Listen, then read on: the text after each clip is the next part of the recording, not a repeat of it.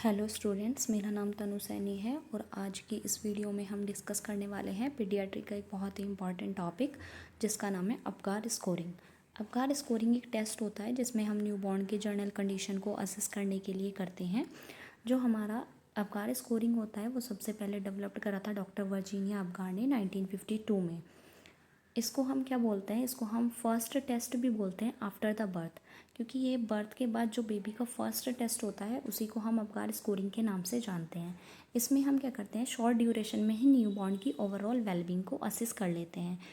इसमें हम क्या करते हैं, इसमें स्कोरिंग करते हैं जो कि हमें 2 टाइम्स करनी होती है। एक तो after the birth at the 1 minute पे और दूसरी हम जो करते हैं वो after the birth eight 5 minute पे करते हैं। तो 2 स्कोरिंग हो जाती है हमारी, एक तो 1 मिनट पे और दूसरी 5 मिनट पे। इसमें हम क्या करते हैं, 5 वाइटल एरियाज़ को असेस करते हैं। मतलब 5 पैरामीटर्स होते हैं जिसमें हमें 5 पैरामीटर्स को असेस करना होता है। इसमें हम क्या करते हैं, जो हमारी फर्स्ट मिनट की स्कोरिंग होती है वो हमें बताती है कि बेबी कैसे ब्रीथिंग प्रोसेस को टॉलरेट कर रहा है, और 5 मिनट की स्कोरिंग हमें बताती है कि जो बेबी है वो एक्स्ट्रा यूट्राइन में अपने आप को कैसे अडेप्ट कर पा रहा है। इसमें हमारे कभी कभी रेयर केसेस में ऐसा होता है कि अपगार स्कोरिंग स्टिल लो आ रहा है तो हम उसको रीअसेस भी कर सकते हैं। इसके रीअसेस हम करते हैं 10 मिनट्स पे आफ्टर द बर्थ। फिर इसमें हमारा क्या आता है कि अपगार स्कोरिंग का मतलब क्या होता है। अपगार स्कोरिंग का मतलब हम इसको एज अ मिनोमिक याद कर सकते हैं कि A4 हमारा अपीयरेंस होता है और P4 हमारा पल्स रेट, G4 ग्राइमेस और हमारा A4 एक्टिविटी और R4 रेस्पिरेशन। इसमें क्या करते हैं हम कि टेस्ट में 5 थिंग्स को असेस करते हैं। जो हमारी ये वाली 5 चीज़ें हैं इन्हीं के बेसिस पे हम स्कोरिंग करते हैं। इसमें हम क्या करते हैं, हर एक पैरामीटर को जो मैक्सिमम स्कोर होता है वो 2 स्कोर होता है और ये हमारा डिपेंड करता है कि बेबी की कंडीशन कैसी है। फिर उसके बाद हमारा क्या आता है कि हमारी 5 चीज़ें होती हैं। फर्स्ट हमारा हो गया अपीयरेंस जिसमें हम स्किन कलर को देखेंगे। P4 हमारा पल्स रेट हो गया जिसमें हम हार्ट रेट को चेक कर रहे हैं। G4 ग्राइमेस जिसमें हम रिफ्लेक्सेस को चेक कर रहे हैं और A4 हमारा एक्टिविटी जिसमें हम मसल टोन चेक करेंगे और रेस्पिरेशन में हम ब्रीथिंग रेट को चेक करेंगे। उसके बाद हमारे आता है कि हमें ये क्यों करना चाहिए।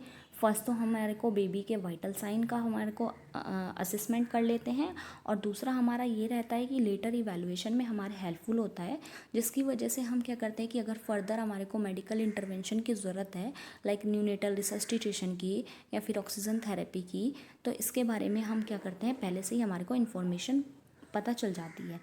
फिर उसके बाद में हम 5 जो हमारे पैरामीटर्स थे उनको हम असेस करते हैं। सबसे पहले आता है हमारा अपीयरेंस। अपीयरेंस में हम बेबी का बॉडी का कलर चेक करते हैं। अगर बेबी के स्किन का कलर हमारा पेल आ रहा है या ब्लू आ रहा है तो इन्फेंट को हम 0 मार्क करते हैं।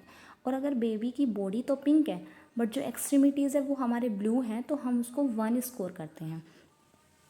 फिर आता है अगर हमारी एंटायर बॉडी बेबी की पिंक है और उसको हम क्या करते हैं, 2 स्कोर करते हैं। फिर उसके बाद आता है हमारा second respiratory efforts. Respiratory efforts में हम क्या चेक करते हैं कि ब्रीथिंग पैटर्न कैसा है। अगर बेबी क्या कर रहा है, ब्रीथ नहीं कर पा रहा है तो 0 मार्क करेंगे। बट अगर बेबी की जो ब्रीथिंग पैटर्न है वो स्लो है और इरेगुलर है तो हम उसको 1 मार्क करते हैं। और अगर इन्फेंट जो हो रहा है वो क्राई कर रहा है अच्छे तरीके से और रेस्पिरेशन रेट उसका अच्छा है तो हम उसको 2 मार्क करते हैं। फिर उसके बाद हमारा थर्ड पैरामीटर जो है वो आ जाता है हमारा हार्ट रेट।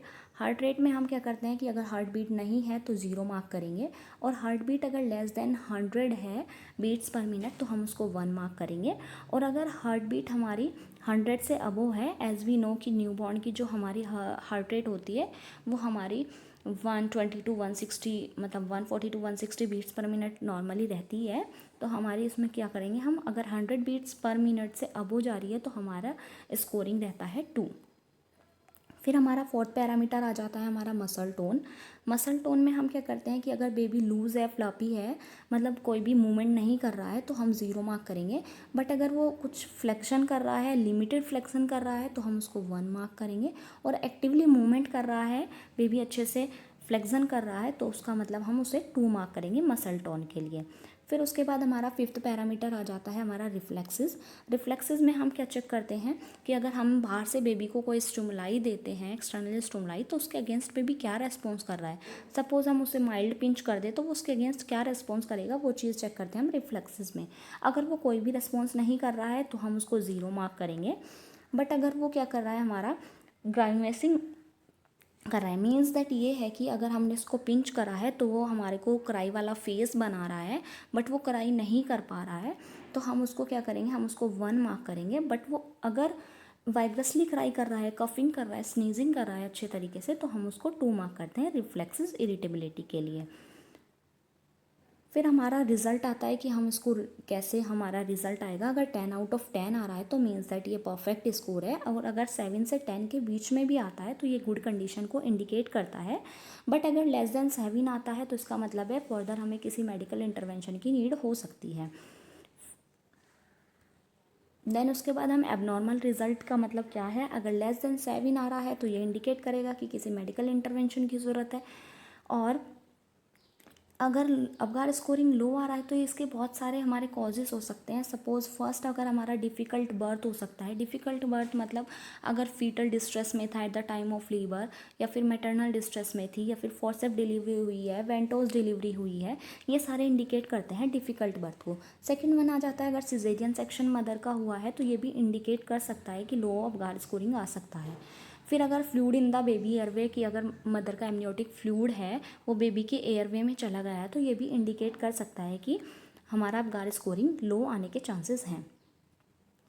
अगर बेबी का लो अबगार स्कोरिंग है तो ये इंडिकेट करेगा कि हमें नीड हो सकती है ऑक्सीजन थेरेपी की, या फिर सक्शनिंग के थ्रू हमें एयरवे को क्लियर करने की, या फिर फिजिकल स्टिमुलेशन देके हार्ट बीट को मतलब एक हेल्दी हार्ट बीट में कन्वर्ट करने की। फिर मोस्ट ऑफ द टाइम ये रहता है कि अगर हमारा अबगार स्कोरिंग जो हमने 1 मिनट पे करा था वो लो आ रहा है, तो वो बहुत सारे टाइम पे ऐसा होता है कि वो 5 मिनट्स पे नॉर्मल हो जाता है। बट अगर अबगार स्कोरिंग हमारा लो आ रहा है तो ये हमारा इंडिकेट ये नहीं करता है कि अगर उनकी बेबी को बहुत ज़्यादा सीरियस इलनेस है, या फिर बहुत लॉन्ग टर्म के लिए कोई हेल्थ प्रॉब्लम हो सकती है। ये इसलिए डिज़ाइन नहीं करा गया है अबगार स्कोरिंग जिससे हम प्रिडिक्ट कर सके कि बेबी को कोई फ्यूचर हेल्थ प्रॉब्लम हो सकती है। फिर इसकी कुछ लिमिटेशंस हैं। लिमिटेशन मतलब क्विक असेसमेंट, कि हम शॉर्ट ड्यूरेशन में इसको चेक करते हैं तो ये इतना ज़्यादा इफेक्टिव नहीं रहता है।